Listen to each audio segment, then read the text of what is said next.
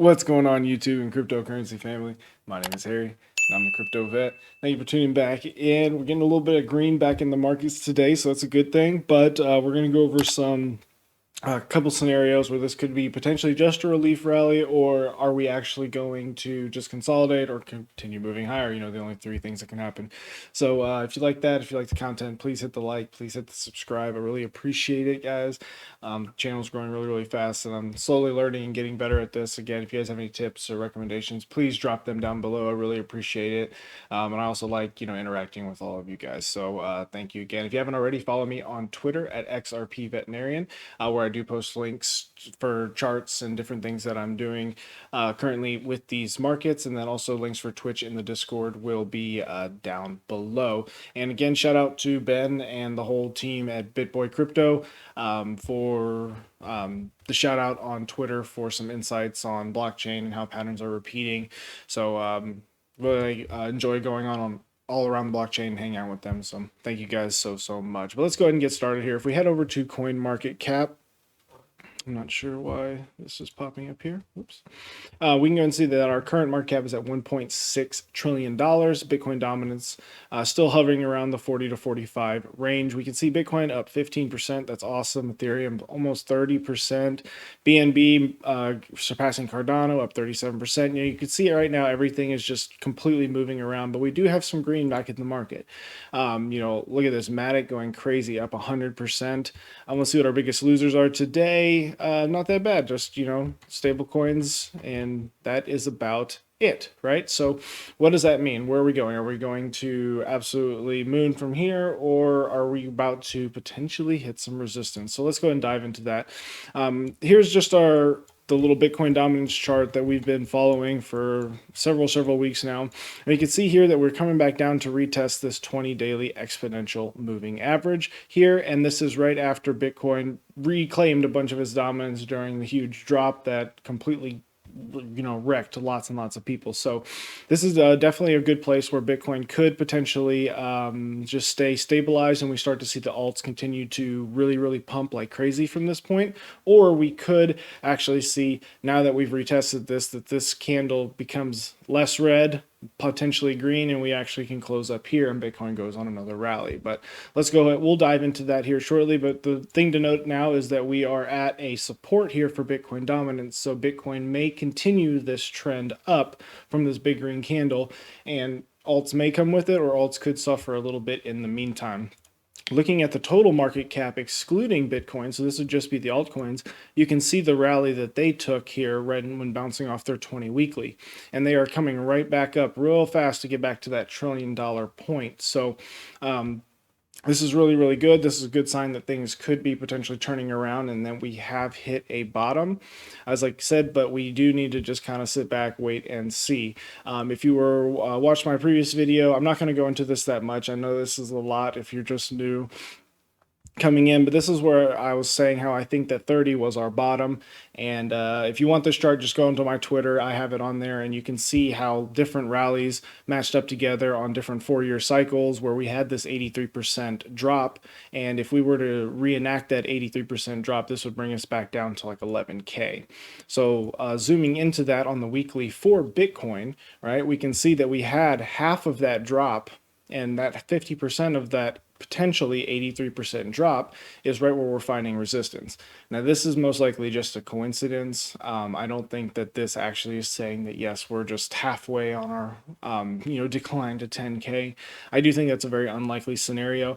But again, always possible. I do think that this just lining up here is just a very logical resistance that Bitcoin would have to face here at around 38,000, because this is where we previously had a lot of traded volume and had a top. So looking at this here, we could potentially have found a bottom and say that, over the next 2 or 3 months here, we actually just form a really big bull flag of the sort here, where we'll actually come back up and consolidate.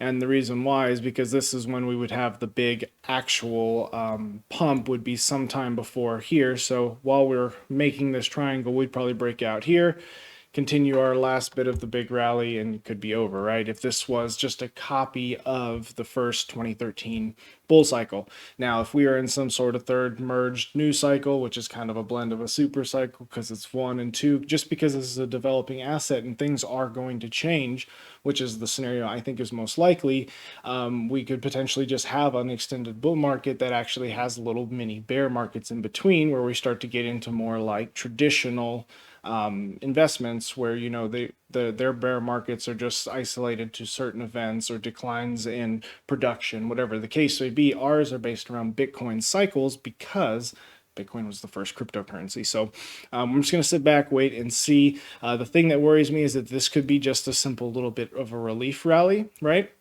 So if we look on Bitcoin here on the 4-hour on the right-hand side, also Bitcoin on the 4-hour on the left-hand side, the difference is I have this one is back in February. This is where we currently are.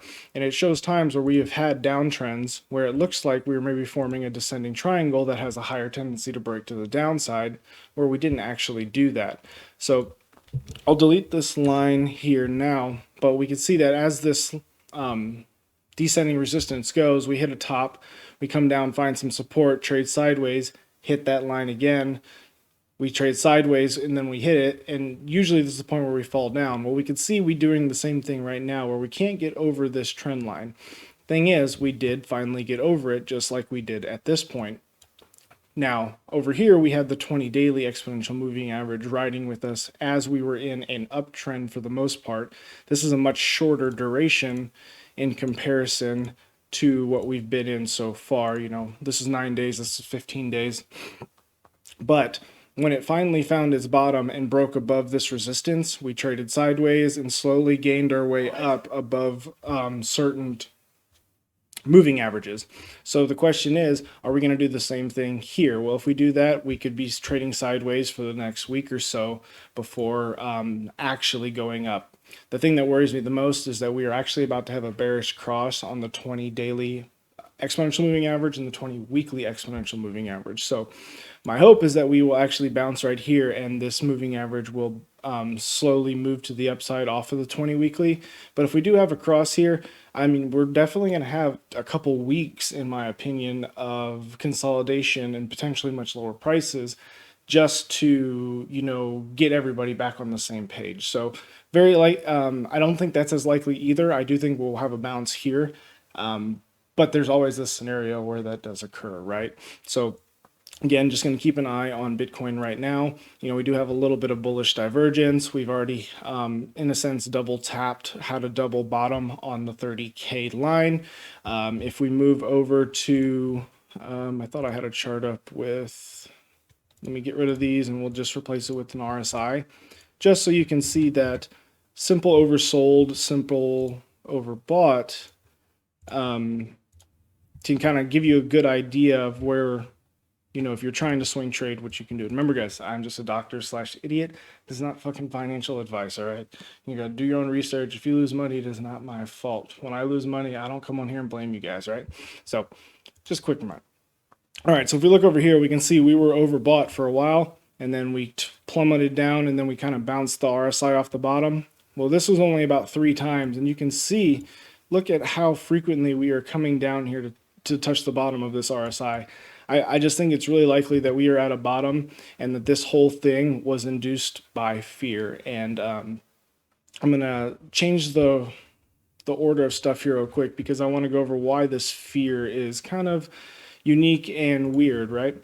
So we all know back in December when XRP had the SEC news and we had the sell-off, right?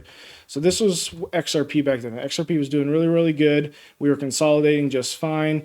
And, you know, out of this triangle, we actually broke to the upside. But you can see here we got to like a little bit of an overbought range, right? We were, you know, the buyers are getting a little bit exhausted and we were trending down. And in reality, regardless of the SEC news, we probably would have broke down and consolidated, right? Because we weren't quite ready. Well, the SEC news broke at the same time as we were losing steam and we went way oversold. We had a little bit of a relief rally, wasn't enough, came back down, still wasn't enough, and then we set our actual low in the bottom before we finally got above this resistance, and then we traded sideways for quite a while before we actually had another pump. Now we take a look at Bitcoin right now. Everybody was really bullish about Bitcoin. We were supposed to, go really, really high, $1 million. Buyers got exhausted. We actually went to the downside.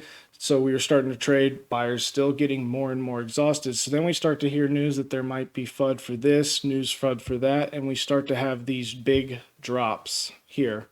It gets bought back up, but that's not enough. We fall, and then eventually we get above the resistance. So this is Bitcoin on the bottom right chart here. On the left chart, we have XRP back in December, and then up here we have XRP right now, following the price action of Bitcoin down here.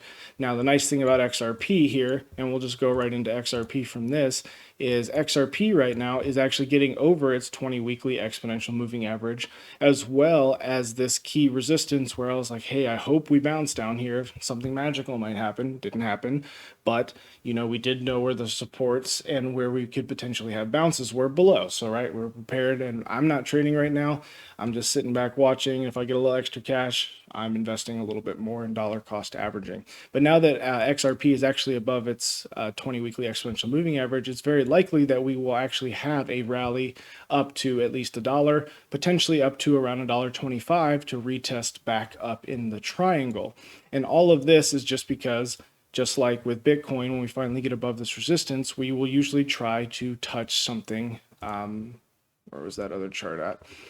Touch something right above to see how high we can go. So for Bitcoin, unfortunately, it's not much higher. Once we get to the big even of 40,000, we could get a big rejection right there. So we're going to need a lot of volume to push this up. So since this is looking, in my opinion, still a little bearish for Bitcoin, it's hard for me to get extra bullish on XRP moving to the upside and breaking away from Bitcoin until we get some volume and some more stability on Bitcoin. So right now, I think this is more of a relief rally, or what they call them, a fool's rally, because we're coming up, and it's very likely that we are just going to get rejected at these prices, and then we need to see if support below holds. And at these points, all these supports are getting exhausted, right?